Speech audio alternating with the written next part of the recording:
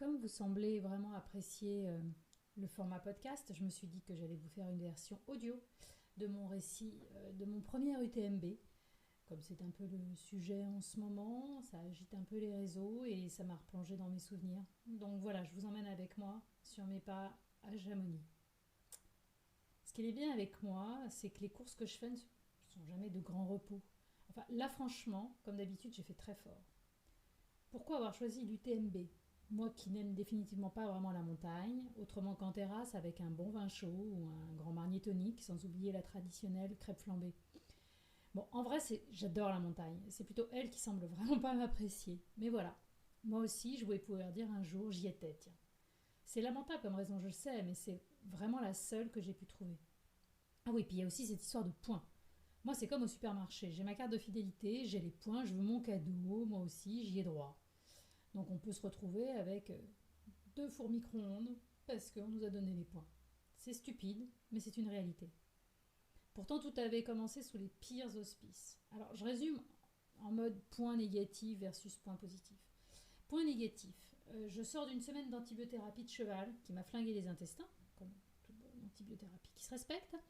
Mon meilleur ami s'appelle Imodium. Nous nous sommes fait mordre par une araignée à la campagne, mon mari et moi. Coup de chance dans cette histoire parce que j'ai vu mon kiné qui a tout de suite senti qu'une chose clochait. J'ai appelé mon père médecin en sortant de chez lui, qui lui-même a appelé la pharmacie pour que je commence les antibiotiques immédiatement pour enrayer l'infection qui était déjà en cours. J'ai 4 jours d'avance et je sais déjà donc que je vais me vider de mon sang pendant toute la course. Comme en plus mes soucis de ce côté-là s'aggravent mois après mois, merci l'endométriose, mes globules rouges sont aux abonnés absents. Quelqu'un aurait de l'OPO sur lui? On passe en Italie? Non, il y a moyen? Bon. Conséquence directe, j'ai une tension, comment dire. Un lamentin est plus rapide que moi, question réaction. Guillaume, qui devait faire mon assistance, n'est pas à mes côtés parce qu'il a préféré les infirmières des urgences de nuit. Il a mis 24 heures de plus que moi à les consulter. La morsure a carrément nécessité un curetage en urgence, avec pansement et tout le toutine. Faire un suivi médical tout en suivant un ultra, à un moment, faut arrêter de faire n'importe quoi. Et pour compléter le tableau, question morale, pourtant déjà bien bas, on vient de m'annoncer qu'il serait bon d'avancer ma mammo de contrôle de 2 mois, parce qu'il paraît qu'il y aurait des trucs un peu bizarres à la palpation. Ah oui, j'oubliais, comme si ça ne suffisait pas, la météo s'annonce catastrophique. Point positif, je suis logée à Megève, dans la famille, et je viens d'offrir une paire de cuissardes que j'avais déjà repérées pendant mes vacances en gris anthracite, mais des comme ça j'en ai pas, et en plus elles étaient là ce coup-ci soldées à 50%. Bien entendu, je ne vous donnerai pas le prix de départ, parce que Guillaume lit de temps en temps mes comptes rendus, et je préfère qu'il continue de croire qu'une paire de chaussures de femme coûte en moyenne 20 € maxi. Enfin, franchement, elles sont juste top. Elles me font des jambes à la Adriana, et je peux le dire quelques années plus tard, elles me vont toujours très très bien. Voilà, c'est pas très équilibré cette liste. Mais je continue d'y croire, et puis je suis contente d'aller faire mon tour sur le village expo pour voir les copains, discuter course à pied. Bon, je continue un peu en mode fière acheteuse, en ayant bien l'intention de tester tout de suite maintenant. Quoi? Comment ça? Faut tester le matériel à l'entraînement? Sérieusement? Mais qui a écrit des trucs pareils? Ah mince, c'est moi. Mais tout le monde le sait, quand on s'achète une nouvelle paire de chaussures, on veut les porter tout de suite, quitte à se taper des ampoules de folie. Tout le monde sait ça, voyons. Enfin bref, revenons à cette course. Jeudi, je vais à Chamonix pour retirer mon dossard, et déjà je comprends que la ville entière vit au rythme du TMB. C'est la première fois que je suis là cette semaine-là. Il y a des coureurs partout. Ils sont faciles à reconnaître parce qu'ils ont tous leur sac avec eux. Mais quelle bande de rigolos ces mecs quand même! Plus de 24 heures avant la course, sont déjà au taquet, prêts à prendre le départ. Je vais pas me moquer longtemps, parce qu'en fait je vais découvrir que le sac était obligatoire pour le retrait du dossard. Et ben voilà, ça m'apprendra à me moquer des gens, tiens. Et surtout ça m'apprendra à ne pas avoir lu un règlement. Il faudra donc attendre vendredi le retrait du précieux sésame. En attendant, je cours d'un stand à l'autre, je tombe sur les copains, bref, je papillonne. Retour le soir à Megève, totalement épuisé et trop tard pour aller faire des courses à la supérette du coin. Ce sera donc encore des creusets retrouvés dans le placard pour le dîner. Vendredi matin, je suis réveillée de bonne heure par un SMS de l'organisation, le premier d'une longue liste. Pensez à vous couvrir, il va faire froid et il va pleuvoir. Je confirme, dehors c'est le déluge, et je découvre que ma décapotable est conçue pour les pays chauds, pas pour les orages de montagne.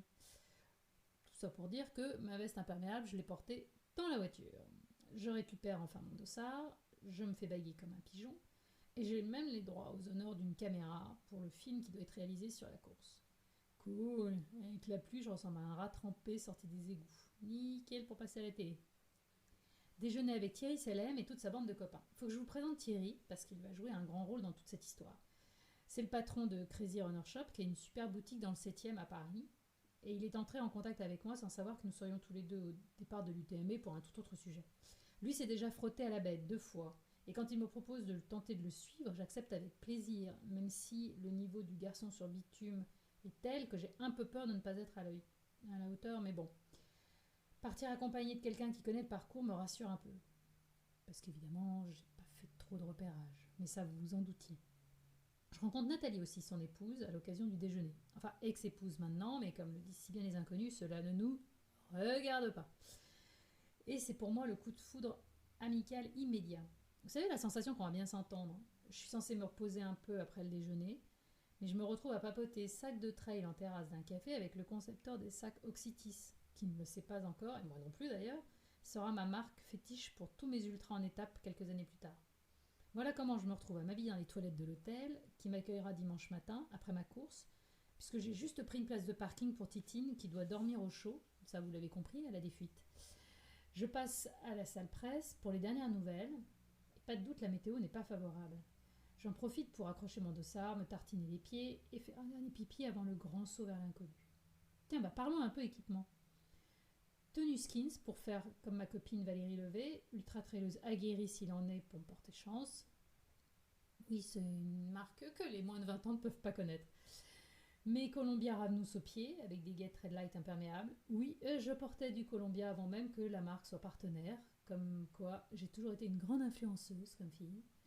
Mon blouson bleu turquoise Brooks pour aller avec ma tenue. Et parce qu'il avait vu l'Antarctique, alors je me suis dit qu'il aurait même pas peur. Un nouveau sac Nathan sur le dos, trouvé sur le village la veille de la course. Donc même pas des bâtons Lecky pour filles, super légers. Un peu trop d'ailleurs. On verra plus tard. Et plein de porte-bonheur donnés par mes enfants. Je retrouve Thierry et Nathalie. Je souhaite une bonne route à Pascal Boutreau, qui est journaliste pour l'équipe. Enfin, qui était, parce que lui aussi, il y a eu des petits changements depuis. Qui m'avait fait l'honneur de parler un peu de moi dans une de ses chroniques. Et qui prend le départ lui aussi. Ça se bouscule, la pression monte. Je ne sais pas si c'est dû au fait que tout le monde sent déjà que ce sera une édition hors norme, mais il règne sur cette place une ambiance vraiment très particulière. J'ai la trouille, j'ai le palpitant au maximum. J'ai jamais ressenti ça sur aucun départ de course à ce jour. Isabelle, mon ange gardien de la Transsahariana, m'a prévenu. Tu te mets à gauche et je te fais un bisou au vol. Elle a la charge de tout le staff infirmier, mais elle est toujours là pour tous ses amis. Je sais même pas comment elle fait d'ailleurs. La musique retentit et c'est parti. Bien entendu, ça se bouscule, on ne court pas, on marche. Mais je dois avouer que je ne suis pas pressée de partir. Isabelle est bien là pour me faire un câlin. J'ai tellement la gorge serrée que je crois que si elle ne m'avait pas poussée dans le flot des coureurs, je serais restée à pleurer dans ses bras. La traversée de la ville est quelque chose d'inoubliable. On m'avait parlé de ce fameux départ, mais vraiment, il est au-delà de mes espérances. C'est tout bonnement bouleversant.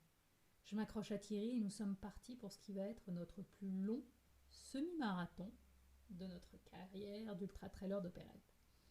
Dès le début, il pleut. Mais quand je dis qu'il pleut, il pleut. Je ne parle pas d'un crachin breton, mais d'une bonne pluie normande qui mouille.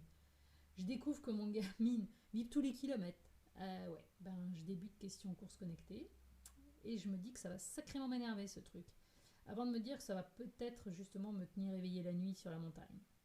Dire que ces 21 km sont difficiles serait mentir tout de même. C'est dans la descente vers Saint-Gervais que je découvre que ma principale ennemie sera la boue. On dirait un concours de patinage artistique pour débutants, mais vraiment pas doués. Certains coureurs ont découvert les joies du grand écart facial, d'une façon un peu brutale, en mode « réveille le Brian Joubert qui sommeille en toi ». Nos pieds disparaissent dans la boue, jusqu'à la cheville. Impossible de lutter contre cet élément qui clairement est le plus fort. Et des rumeurs commencent à circuler dans le peloton, collantes et gluantes comme notre pire ennemi. On entend parler de coulées de boue au col de la Seigne, de météo qui s'aggrave. Et puis la rumeur devient réalité. La course est stoppée à Saint-Gervais. Très sincèrement, à ce moment-là, nous ne réalisons pas bien ce qui se passe. Je parle au nom de Thierry et de moi-même, mais aussi au nom de tous les coureurs qui m'entourent et qui continuent d'avancer comme si de rien n'était, comme s'ils refusaient d'intégrer l'information qui vient de nous foudroyer. Le ravitaillement de Saint-Gervais est là, et la réalité nous rattrape enfin.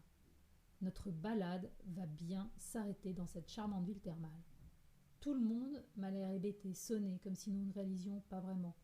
La grande blague au ravitaillement où les bénévoles tentent de nous consoler avec du coca sera vous n'auriez pas du whisky à mettre dedans. Cette ambiance est totalement surréaliste à vivre et je me mets 2 secondes à la place de tous ces coureurs venus de loin pour réaliser leurs rêves.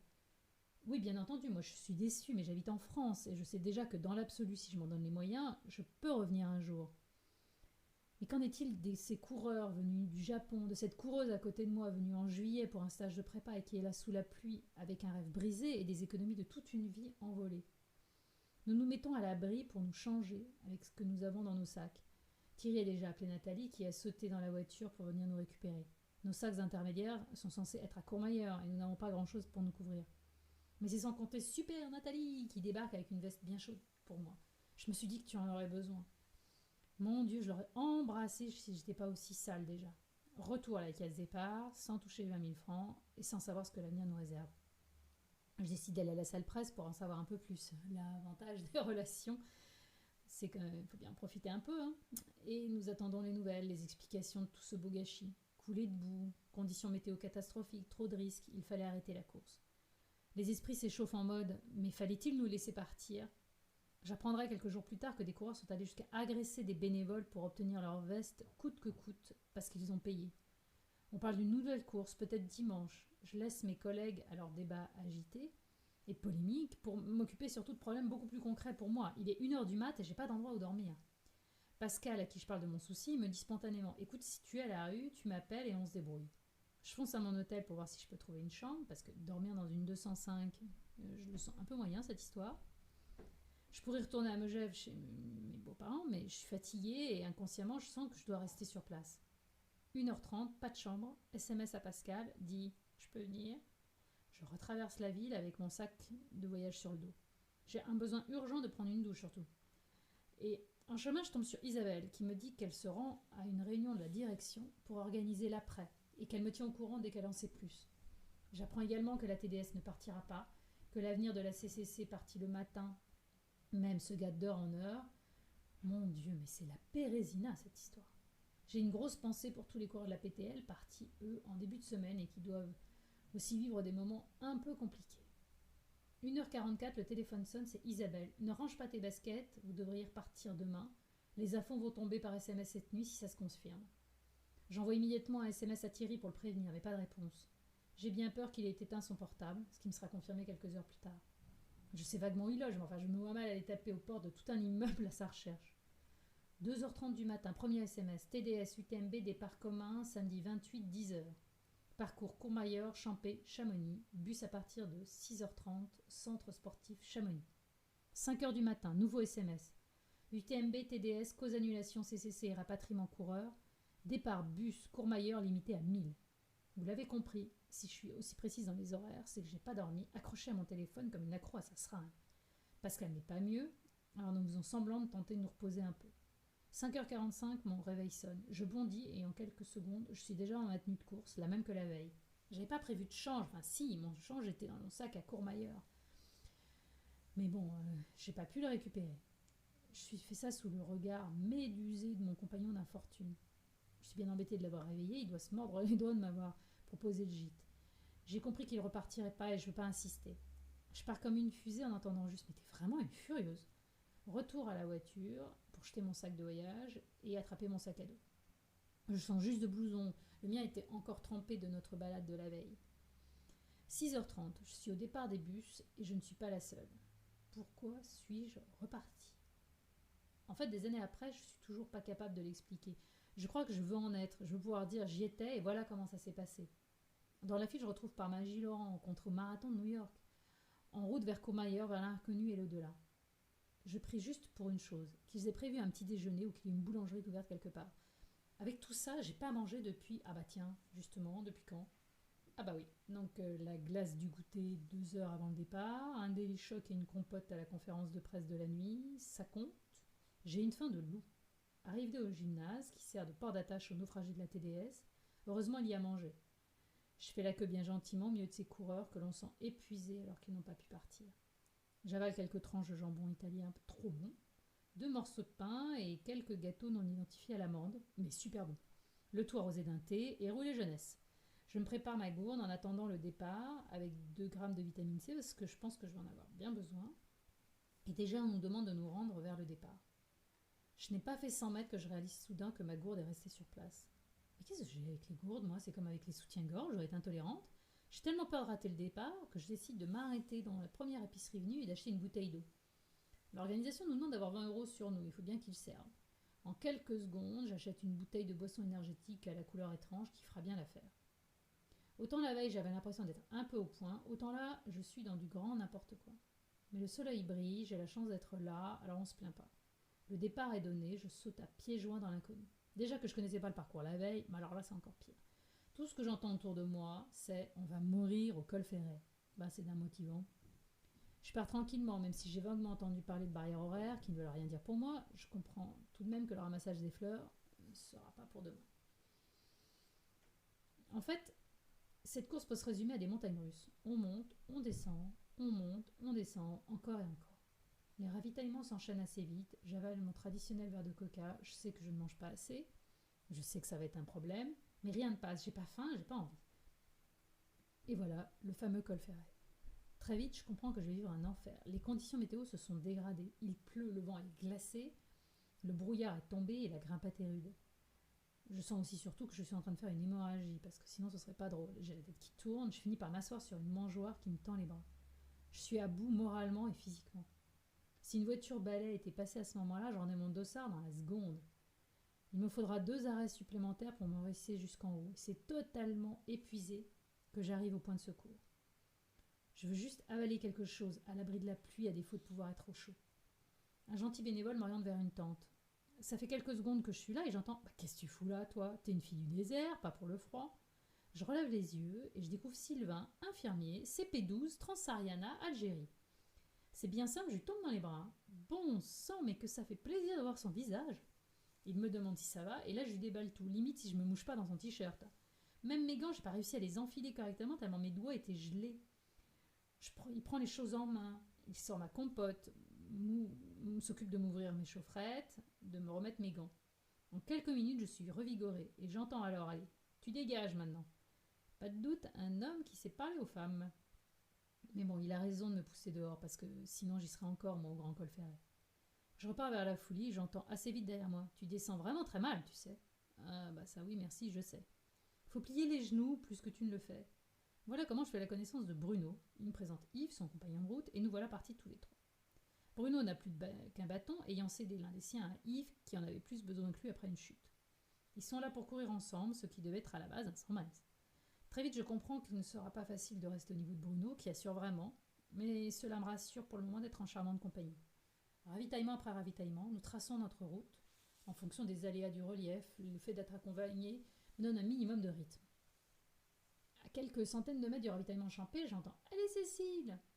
Ok, je suis super connue, mais enfin quand même. Et là surgissent Thierry et son fils Paul venus me soutenir. Nathalie n'est évidemment pas très loin. Dieu que ça fait du bien de voir des visages connus. Quand ils ont vu mon temps de passage à la Foulie, ils se sont dit qu'ils pouvaient être là à temps et ils ont sauté dans la voiture. On s'occupe de moi et j'avoue que ça me fait le plus grand bien. J'avale un bol de soupe et un peu de pâte, la nuit va être longue. On fait quelques photos, Thierry me prête son téléphone pour que je puisse appeler Guillaume, le mien ayant décidé de refuser l'international. Heureusement que j'ai pas été contrôlée parce que j'étais bonne pour être disqualifiée en plus. Déjà, il faut repartir. Nathalie insiste pour me donner son coupe-vent que je finis par accepter. Heureusement, il m'a sauvé la vie quelques heures plus tard. Je les quitte à regret, mais bon, quand faut y aller, faut y aller. Direction Trian, non sans une petite erreur de parcours qui nous fera rester sur la route un peu plus longtemps que prévu. Nous sommes une dizaine à avoir fait la même, mais très vite des bénévoles nous rassurent. Nous n'avons pas gagné de temps, mais enfin nous n'en avons pas perdu non plus. Un ravito à Trian et c'est reparti pour la montée vers Catogne. Face à cette nouvelle difficulté, notre groupe éclate. Bruno est en forme et il a récupéré ses bâtons. Yves, grâce au prêt de Thierry qui avait laissé les siens dans le coffre de sa voiture, a pu lui rendre son bien. L'écart se creuse entre nous irrémédiablement. Yves n'arrive pas à nous suivre et moi je perds Bruno. Je m'inquiète pas outre mesure, je suis une grande fille, mais c'est vrai que j'aurais espéré un instant que nous pourrions finir tous les 3. La descente vers Vallersigne va être une sacrée partie de rigolade. Je tombe 2 fois, je casse un de mes bâtons. Là, franchement, je trouve que cette course, décidément, est beaucoup moins sympathique. Je me demande sérieusement quelle folie m'a pris d'être partie. Je suis toute seule en plus, mais j'aime pas être toute seule. Je vous parle même pas de mes pieds qui font flop-flop à chaque pas. C'est totalement épuisé que j'arrive enfin à Valorcine, où je retrouve Bruno qui m'attend. Mais qu'est-ce qu'il fait là, lui? Veux-tu filer, oui? Il est tout gêné de m'avoir perdu, mais je le pousse à partir, il doit faire sa course. Il n'est pas là pour s'occuper de moi, j'ai besoin de personne en Harley Davidson de toute façon. Mais il n'empêche, j'ai un sérieux problème. Ma lampe frontale me lâche, mes piles pourtant neuves sont de plus en plus faibles, et pour courir dans des conditions de sécurité maximum, c'est franchement pas l'idéal pour finir la nuit. Je demande à quelques coureurs autour de moi, personne n'a un jeu de piles en trop. Sortant de la course, de la tente, résignée pour finir ma course comme je le peux, je demande à un homme et une femme qui sont aussi sur le départ. Je m'excuse d'ailleurs auprès d'eux, je n'ai pas retenu leur prénom, mais je pense sincèrement que mon cerveau n'était plus assez irrigué. Nous ne nous sommes pas présentés clairement, puis j'ai pas osé leur redemander ensuite. Ils sont prêts à m'aider, mais ils n'ont pas les bonnes piles. Ils me proposent de partir ensemble pour m'éclairer un peu, ce que j'accepte évidemment.